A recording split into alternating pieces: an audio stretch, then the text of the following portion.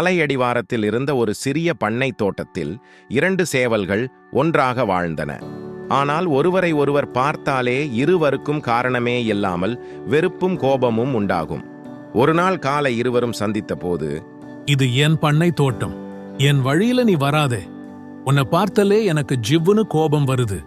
என்ன, இது உன் தோட்டமா? யார் சொன்னது? இது என் தோட்டமடா. நானே இங்கு வலிமையானவன், தைரியசாலி. உன்னை பார்த்த உடனே எனக்கும் ஜிவ்வுன்னு கோபம் வருது. மற்ற சேவல்கள் வருவதை கண்ட இருவரும் சண்டையிடாமல் விலகி சென்றனர். இதைக் கண்ட சேவல்கள் சண்டை சேவலிடம் சேவல்கள் இருவரும் எந்த நேரத்திலும் மோதிக்கொள்ள வாய்ப்பு உள்ளதாக கூறினர். இவர்களின் சண்டையால் எங்கள் நிம்மதி கெடுகிறது. இதற்கு நீங்கள்தான் ஒரு தீர்வு காண வேண்டும் என்றனர். நானும் கவனித்தேன். இருவரிடமும் பேசி பார்க்கிறேன்.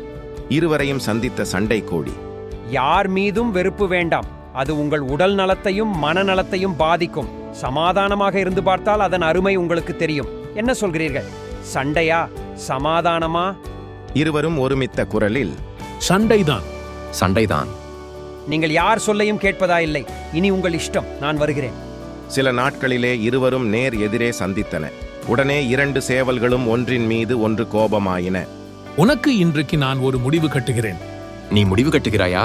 இல்லை, நான் உனக்கு முடிவு கட்டுகிறேனா? பார்ப்போம். என்னடா முறைக்கிறாய்? வாடா சண்டைக்கு.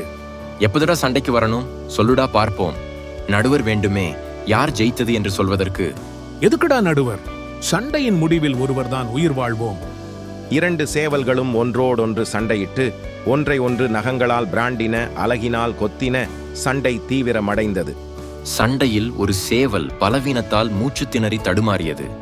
என்னால் முடியாது, இனி சண்டையிட முடியாது என புலம்பியவாறு ஒரு மூலையில் போய் ஒளிந்து கொண்டது. சண்டையில் ஜெயித்த சேவலோ, முதலிலே சொன்னேனே கேட்டாயடா நீ என பெருமையுடன் பண்ணையின் கூரையை நோக்கி நடந்தது. வானத்தில் வட்டமடித்த கழுகு ஒன்று எல்லாவற்றையும் பார்த்து கொண்டிருந்தது. கூரையில் மேலேறிய சேவல், நான் வெற்றி பெற்றால் மட்டும் போதாது, ஊரும் உலகம் முழுவதும் என் வெற்றி பற்றி தெரிந்து கொள்ள வேண்டும் என எண்ணி கத்தியது. இன்று முதல் இந்த பண்ணையின் சாம்பியன் நான். என்னை யாராலும் வெல்ல முடியாது. தன் வெற்றி பற்றி கத்தியவுடனே பறந்து வந்த கழுகு சேவலை கவ்வி சென்றது.